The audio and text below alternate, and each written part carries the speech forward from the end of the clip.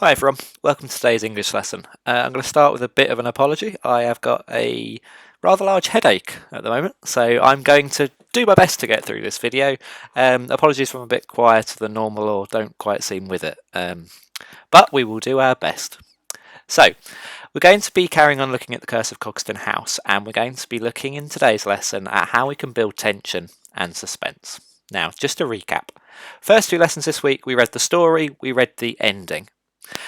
Yesterday, today for me because I'm a day ahead of you, we started to look at similes, metaphors, and personification, and we looked at how those can be used in a piece of writing, particularly a suspense piece of writing, to create an effect. And we can use certain similes, metaphors, and personification to create some tension. Now we're going to be looking at other ways that you can use devices, I suppose, within your writing to build tension. Next week, we're going to have a look at a different text, and I've picked the text now, and I'm looking forward to it. And then the third week, as you know, you're going to write your own.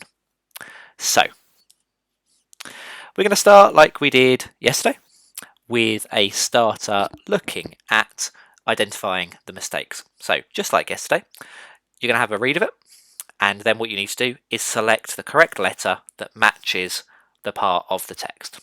So, I am just going to move me over a tad. So I am over there. Right, pause the video, have a go. Okay, and you're back with me. So, let's start with number one, that would be good. So, James been applying for full-time jobs for several months. Okay, so James is their name. I thought it should be Jamie, but it's the same everywhere else, so we'll call him James, I think. So James been applying for full-time jobs for several months. Well, that doesn't make sense at all. So it's definitely not correct. Now, where's my pen tool gone? There we go. So the first one is we've got, instead we could put James have been applying for full-time jobs. No. James has been applying. James have applying. Or James has applied. Well, it's what he's doing. He has been applying. So it should be, for that one. Oh, might help if I do the pen. As I say, bit of a headache.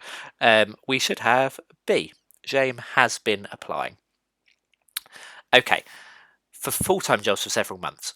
The last week, he received a call from Human Resources Director at a computer software company. Well, we don't need to put the. It's just last week. So, I would go for that one. The week last. I've never heard anyone say it like that. I'm not agreeing with that. Last week. Okay. Last week, he received a call from the Human Resources Director at a computer software company. The HR Director asked Jamie, right, so, Human Resources Director at a computer software company. Well, I naturally pause, so we're definitely going to need something going on here. Now, let's have a look. So we've got a comma with a capital letter. Well, it's definitely not that, because you don't put a capital letter after a comma. Dash. Okay. The HR Director asked Jamie. It could be that. I think a full stop works quite well. I would just use a full stop. Let's see if that works. So if we go back up here, put a full stop in there and change that to a capital, we would have a call from the Human Computer Software Company, full stop. The HR Director asked Jamie. Yeah, that works. That's what I'm going to go for. So, 4. Asked James, could he fly to Chicago for a job interview? I would say it's got to be if he could fly. Or whether he could fly. Asked James whether he could fly. Yeah, I think I prefer that. Whether he could fly. But also it could be if, so therefore actually it should be that one. I'm just going to circle them all and then I'll probably get it right. Okay, number 5. The company offered to pay for James' plane ticket to Chicago so that he would not have to pay it for himself. James agreed to come for the interview. Since then, James has been busy collecting information. Oh, it's spelt wrong. So that's information. Now, it's definitely not that one. it in formation. It is that one. B. Information about the company. He also went shopping for a new suite. I think it means suit. So suit is that one there. If he went shopping for a new suite, he wants a new bathroom, and I don't think he wants a new bathroom. James and his wife have been rehearsing answers to possible interview questions so that James will be good and ready his best. James needs to work on his English before he goes to this interview. James will be good, smart and ready, prepared, yeah. Prepared sounds about right. James is nervous about the interview, but his looking forward, it will be he's, because it should be he is. So it could be that one. So therefore it could be that one. Both A and B are correct. There we go. Bit easier than yesterday. There's more definite answers apart from where I circled 3 of them. But that's because I didn't read it properly first. Let's see how many times I can blame my headache during this video. That's number 4. Moving on. Today we're looking at tension. Now, you can think of tension as being like when you have muscle tension, so you feel a bit tense, okay? And that's kind of what it means, to feel a bit on edge, really. So tension is something that writers use to create a problem in their stories, and it makes the reader feel a bit on edge. Tension means you're feeling worry, fear, nerves, or pressure, so you might feel tension at different times in your life. Now, the important thing is you create tension between characters if they argue. So tension sometimes can be when you have a falling out with someone, there's tension between you. It's not natural, it's a bit uneasy, bit of resistance. Suspense. We've got tension, we've got suspense. So suspense is something that's used to make them mysterious or scary.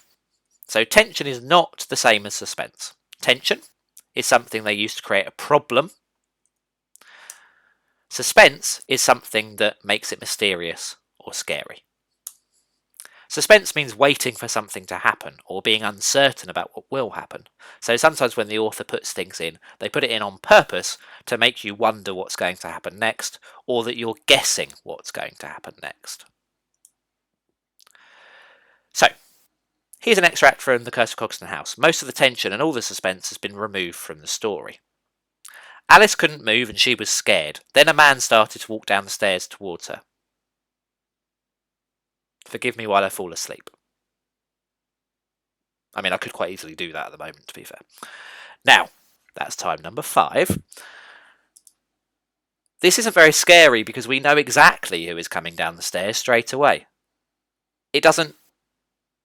It gives everything away, and that's not good with suspense and tension. You want to keep some things to yourself. You want to leave us guessing. The descriptions aren't detailed, so although we know that Alice is scared, we don't feel scared with her. Now, we all know about show not tell. We shouldn't be saying a character is scared. We should be showing them they're scared. How could you do that? Well, you might say, I don't know, their eyes were wide. If a character's eyes are wide, we know they're scared, but we haven't said it. So this, in the green, is a poor example of writing for suspense or tension. It doesn't create any of that. Mainly because it gives too much away, but equally, it doesn't really tell us enough. It's just not great. Now this is the real extract. Nothing moved. Cogston House was as silent as the grave. Perhaps the only thing worse than hearing her best friend desperately calling her name was being alone in the endless quiet. Alice's eyes searched through the darkness, scouring the corridor which faded into more murky gloom. She could make out the hallway right in front of her, the door opposite, and beyond it, the enormous winding staircase. As she looked, blinking through the tears which had begun to stream hopelessly down her face, she was met with a sight at the top of the staircase which all but turned her to stone. Something was moving. Alice watched numbly. Her heart was in her mouth, and her breath came in sharp, rattling grasps. Descending the stairs, one careful, agonizing, creeping step at a time, a hunched silhouette shuffled out of the darkness. Right, straight away, as the reader, I can make that a lot more scary because it's got the detail in there. There wasn't a lot I could do with that, really. Alice couldn't move, and she was scared. Then a man started to walk down the stairs towards her. Even with my purposefully dramatic, scary voice, I can't make that great. This one, I feel like I can do a pretty good job. Hopefully that extract, well, we've already seen it before, it makes you feel a bit more on edge. It's a bit creepier. It builds that tension. I certainly prefer reading it.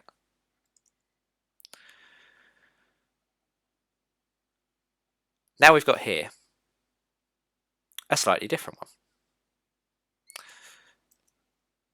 Even though not much is happening to Alice, there is a lot of descriptive detail about the surroundings. So that's one of the features that we can use. Now on the next few slides you're going to see different features that you can use when you're trying to build suspense in your story. So you might want to start making a note of these. So the first one is using a lot of descriptive detail about the surroundings. So that's really describing what's going on around her. All of this writing means that the reader can clearly picture what Alice is experiencing. So you know everything that's going on. You can build a picture in your head, and it's exactly the picture the reader wants you to see. And here's some examples in blue. Even at the end of the extract, the reader still doesn't know who's coming down the stairs. Why not?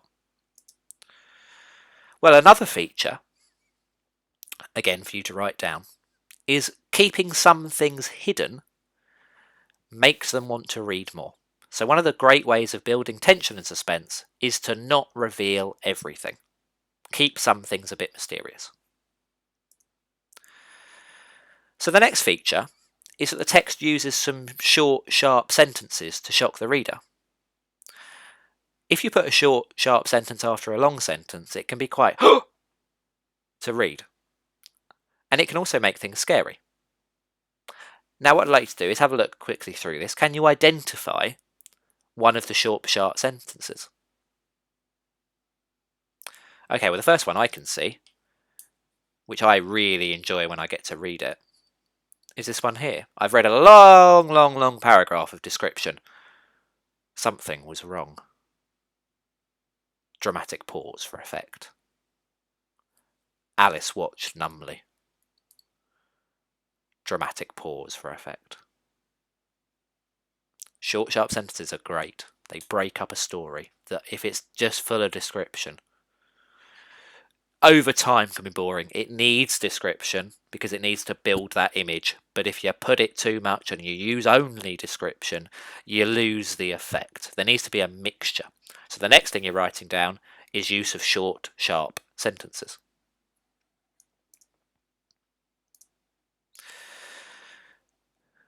Next one is adding in that extra information using subordinate or relative clauses. Now we know that a subordinate or a relative clause is something that doesn't make sense on its own, gets added into a sentence to make them wait even longer. They can purposely slow the pace down. You want to know what's coming, you want to know what's happening, but the author purposefully puts stuff in just to make it a little bit further away when you find out. So if we look here, as she looked, blinking through the tears which had begun to stream hopelessly down her face, she was met with a sight at the top of the staircase which all but turned her to stone. We don't need that bit in the middle, but it adds extra detail, which is really nice because it creates an image in my head, but it also slows me down.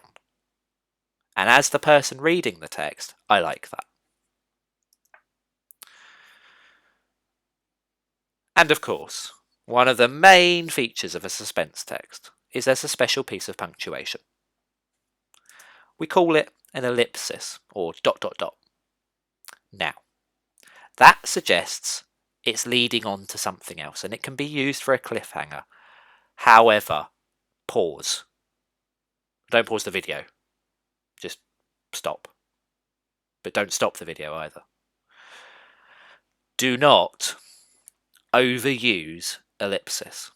I have seen it so many times where a child will discover what an ellipsis is and then use it at the end of every single paragraph. Or they'll put it randomly in the middle because they've gone, I don't know what to write.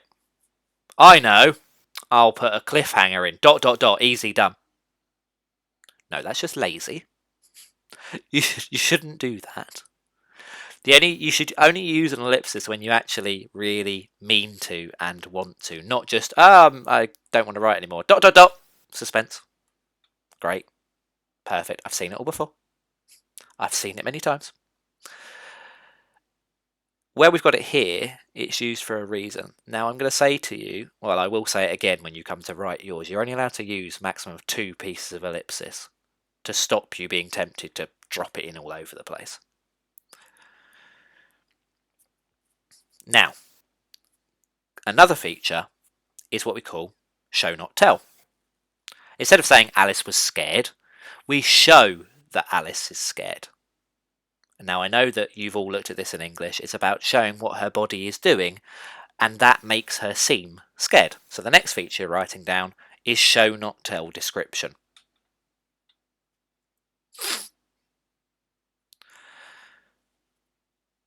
Another one is it uses the 5 senses. And that's to really create a powerful image in the reader's head so they can imagine what it smells like, what it might sound like, what it looks like. If you only use one of the senses, i.e. what it looks like, it's not as powerful as maybe having the sounds that are there as well, or the smell.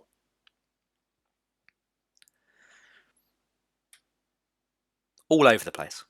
Dropped in.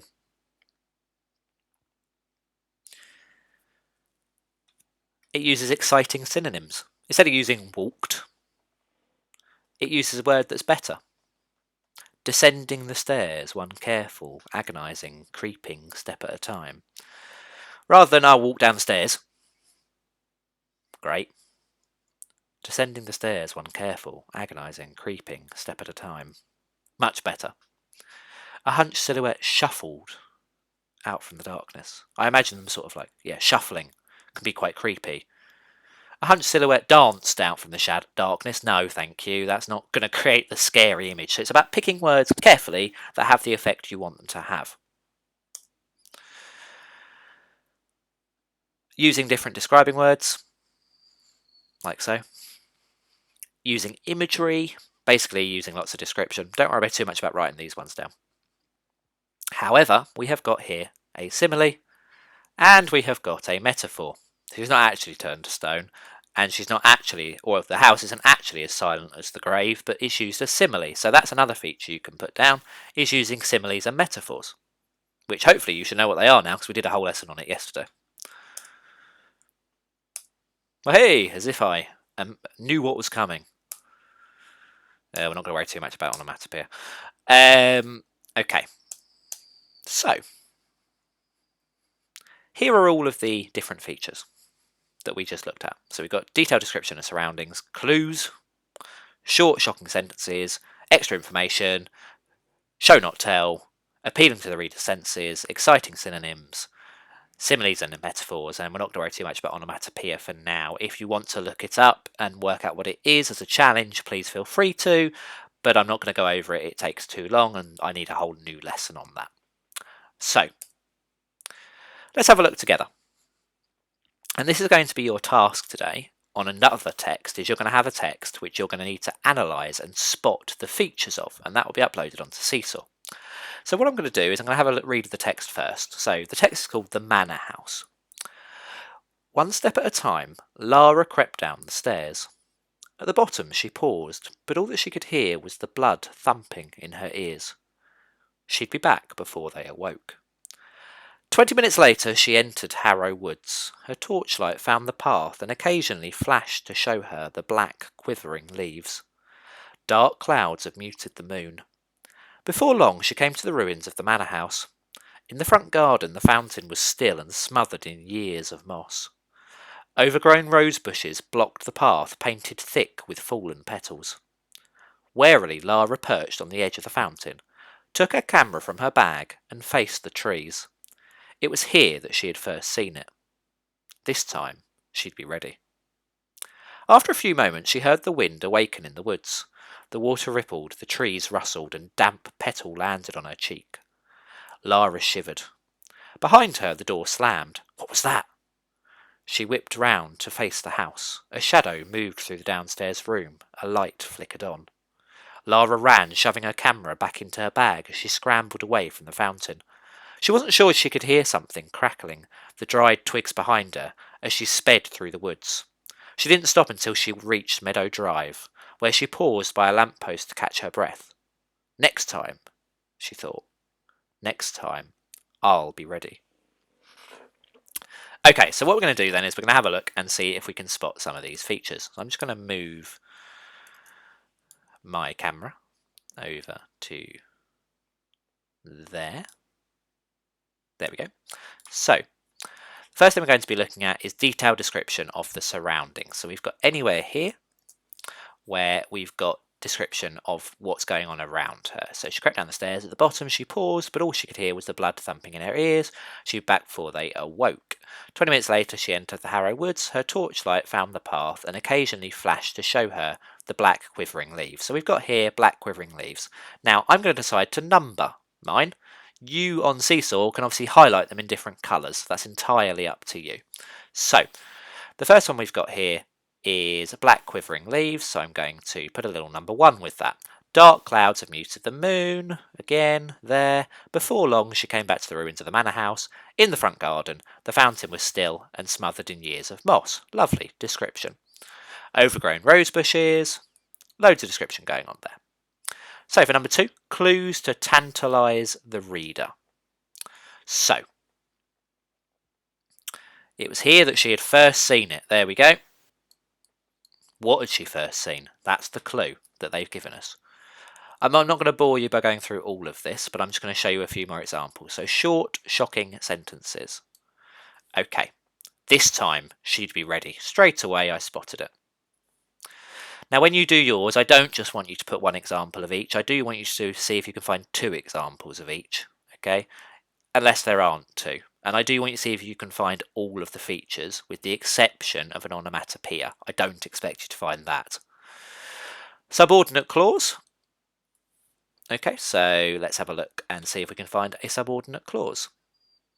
The water required, the trees rustled and damp petal. Lara shivered. Behind her, a door slammed. Well, that's a subordinate clause there. So that would be number 4. Ellipsis. Well, we haven't actually got an ellipsis on here, but I reckon they could have put an ellipsis here, so I'm going to put that as number 5. Physical reactions from the character. Yes, I spotted that earlier. So I've got blood thumping in her ears, so that would be number 6 there. I think I saw her shivering somewhere. Maybe I didn't. Not sure. Appealing to the reader's senses. Well, after a moment she heard, so there you go, that's number 7. She heard the water rippled. What was that? She whipped round to face the house. There we go. So that was number 7 over here.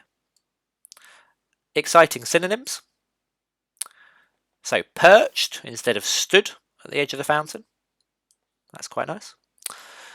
Can you see any others? Well, let's have a look and see. Scrambled rather than walked. That's quite nice. Again, so different synonyms. Okay, so your activity for today, I've just shown you how I would go through. Now, you can number it, but as you can see, it looks a bit messy. So on Seesaw, you might decide to highlight it in different colours. But I will show you your activity. So when you go onto Seesaw, it will be here for you. You've got the boxes at the top, and as you know, you can use the highlighter tool, which is here, and you can choose your colour. So I might do detailed descriptions of the surroundings. So I'm going to highlight that there. And then I'm going to find in the text an example of detailed description of the surroundings. So let's see if I can find it. Trying to push away the dryness. His throat. His pain to know it's coming from. Slowly dread feeling. The high window. There we go. The high window that you noticed earlier was being accosted by a long branch. So that one there. There we go. So I'd highlight it in that colour. Okay. So that is your task for today, please, on Seesaw, is to go and highlight or underline the features of attention and suspense text and how they are built. Thank you very much for listening. I look forward to seeing you again soon. Goodbye.